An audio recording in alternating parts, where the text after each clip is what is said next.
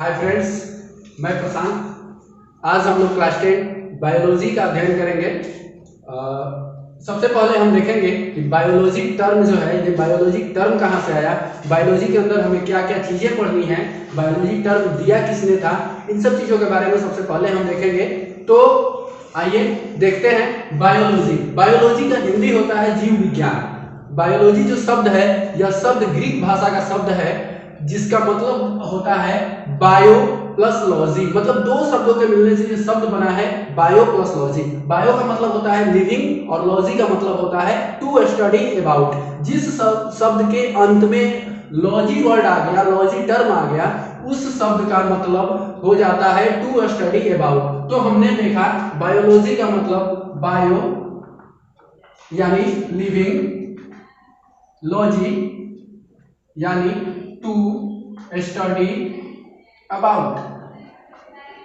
मतलब यहां पे हम पढ़ते हैं लिविंग थिंग्स के बारे में। तो बायोलॉजी की जब हमें डिफिनीशन देनी हो तो हम कह सकते हैं कि biology is the branch of science in which we study about living organisms और लिविंग थिंग्स। मतलब बायोलॉजी विज्ञान की वह शाखा है जिस शाखा के अंतर्गत हम सजीवों के बारे में पढ़ते हैं, लिविंग थिंग्स के बारे में अध्ययन करते हैं, उसे हम बायोलॉजी जीव विज्ञान कहते हैं। बायोलॉजी शब्द कहां से आया? तो बायोलॉजी शब्द आया ग्रीक भाषा से। बायो जिसका अर्थ होता है बायो का अर्थ लिविंग और लॉजी का अर्थ होता है टू स्टडी अबाउट। तो हमने देखा कि बायोलॉजी जो शब्द है ये टर्म आया था ग्रीक भाषा से, जिसे दिया था लेमार्क और ट्रिविनियस ने। दो लोग थे, उन दो लोगों ने मिलकर एक टर्म दिया बायोलॉजी, जो ग्रीक भाषा का शब्द था लेमार्क और ट्रिविनियस। इसको अगर हमें याद करना हो तो हम इसका शॉर्ट नेम याद कर सकते हैं। हमारे भारत में एक बहुत ही प्रसिद्ध कंपनी है L&T, Lemark and Trivinius. First name of Lemark was L से शुरू होता है उनका पहला नाम, तो हम उस कंपनी का पहला नाम एल ले सकते हैं लेमार्क के लिए, और ट्रिविनियस के लिए टी ले सकते हैं। तो यहां से हम देख सकते हैं कि बायोलॉजी टर्म जो दो व्यक्ति जिन्होंने दिया था लेमार्क और ट्रिविनियस, इसको शॉर्ट में हम एल एंड टी बोल सकते हैं। तो इससे हमें याद हो गया, पता चल गया कि बायोलॉजी जो ग्रीक भाषा का शब्द था, इसे देने का श्रेय जाता है लेमार्क और ट्रिविनियस को, L&T को। अब देखेंगे कि लिविंग ऑर्गेनिज्म क्या होते हैं। सबसे पहली चीज, जब बात सजीव की आती है तो क्या जितनी भी चीजें हमारे सामने दिखाई दे रही है, हमारी आंखों के सामने इस धरती पे या जहां भी हम मौजूद हैं, तो क्या वो सभी चीजें सजीव हैं? तो हम कह सकते हैं कि नहीं, सभी चीजें सजीव नहीं हैं। उनमें से कुछ चीजें निर्जीव भी हैं, कुछ चीजें सजीव हैं। तो अब बात आती है कि हम कैसे पहचानेंगे कि कौन सी चीजें सजीव है और कौन सी चीजें निर्जीव है। तो इसका कुछ क्राइटेरिया होता है जिसके तहत हम पहचान सकते हैं कि कौन सी चीजें सजीव है और कौन सी चीजें निर्जीव है। सबसे पहली चीज जो होती है जिस पर हमें ध्यान देना होता है, वो हम देखते हैं कि सजीव क्या करते हैं। तो सजीव के अंदर रेस्पिरेशन की क्रिया होती है, मतलब श्वसन की क्रिया होती है। सबसे पहला पॉइंट हम यहाँ पे नोट कर सकते हैं कि वह ऑर्गेनिज्म जिसके अंदर किस चीज की क्रिया होती है? श्वसन की क्रिया होती है। दूसरी चीज, श्वसन के अलावा न्यूट्रिशन की क्रिया होती है। सजीवों के अंदर पोषण की क्रिया होती है। तीसरी चीज, सजीव के अंदर सबसे पहली क्रिया श्वसन, पोषण, उसके बाद क्या होगी? तो सजीवों के अंदर वृद्धि भी होती है, सजीवों के अंदर पाचन की क्रिया भी होती है, और सजीव के अंदर उत्सर्जन की क्रिया भी होती है, और सारी क्रियाएं भी होती हैं। हम यहाँ देखें कि सबसे पहली कौन सी ऐसी क्राइटेरिया है जिसके आधार पे हम डिफाइन करेंगे या फिर कह सकते हैं कि वो ऑर्गेनिज्म सजीव है। तो सबसे पहली क्रिया श्वसन की क्रिया होती है, दूसरी क्रिया पोषण की होती है, तीसरी वृद्धि होती है, चौथी पाचन, उत्सर्जन। अब एक चीज यहाँ पे आती है सोचने वाली कि यहाँ पे आप लोग कहेंगे कि हमने यहाँ पे एक ऑप्शन छोड़ दिया है, एक चीज छोड़ दिया है, रिप्रोडक्शन यानी कि जन्म की क्रिया।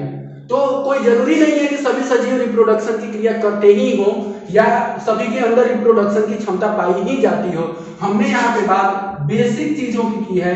ये बेसिक चीजें हैं जिन बेसिक चीजों के आधार पे, मूलभूत चीजों के आधार पे हम कह सकते हैं कि वो जीव सजीव है और वो जीव निर्जीव है। तो ये तो बात की हमने बायोलॉजी की। अब बात आती है इसी बायोलॉजी के अंतर्गत कि ये एक थोड़ा सा इंट्रोडक्शन था हमारा बायोलॉजी का कि जीव विज्ञान किसे कहते हैं। तो विज्ञान की वह शाखा जिसके अंतर्गत हम सजीवों के बारे में पढ़ते हैं, सजीवों का अध्ययन करते हैं, उसे हम कहते हैं जीव विज्ञान। अब देखते हैं कि बायोलॉजी की ब्रांच कितनी होती है। जैसे हम पढ़ते हैं केमिस्ट्री में, तो केमिस्ट्री की 3 ब्रांच होती है, फिजिकल, ऑर्गेनिक और इनऑर्गेनिक। उसी तरीके से बायोलॉजी की भी ब्रांचेज होती हैं कुछ ऐसे। तो मुख्य रूप से हम कहते हैं कि बायोलॉजी की 2 ब्रांच होती है। एक होता है बॉटनी, जिसे हम कहते हैं जंतु विज्ञान,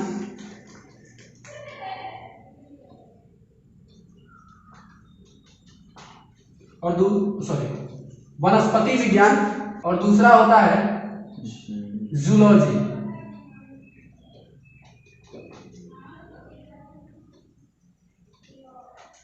जंतु विज्ञान। बायोलॉजी की 2 ब्रांचेज होती हैं, बॉटनी वनस्पति विज्ञान और जूलॉजी जंतु विज्ञान। तो बॉटनी के अंदर हम किसका अध्ययन करते हैं? एक ब्रांच, जैसा कि इसके नाम से स्पष्ट है, वनस्पति। वनस्पति के अंतर्गत हम पेड़ पौधों का अध्ययन, इस चीज मतलब वनस्पतियों का जो अध्ययन करते हैं हम बायोलॉजी की जिस ब्रांच के अंतर्गत, उस ब्रांच को हम नाम देते हैं बॉटनी। और जिस ब्रांच के अंदर हम जंतुओं का अध्ययन करते हैं, प्राणियों का अध्ययन करते हैं, उसको नाम देते हैं हम जूलॉजी, जंतु विज्ञान। तो बात आती है कि हम लोग तो ह्यूमन हैं, यहाँ बात जंतुओं की हुई। ह्यूमन मतलब मानव।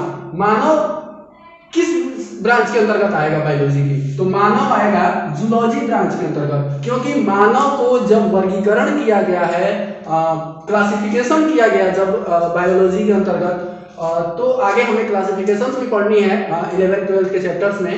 तो वहां पे जब हम जाएंगे तो वर्गीकरण हुआ हमारा जंतु विज्ञान, जंतु के जो वैज्ञानिक थे जंतु विज्ञान के, उन्होंने जब वर्गीकरण किया तो उन्होंने क्या किया है कि मानव को रखा गया है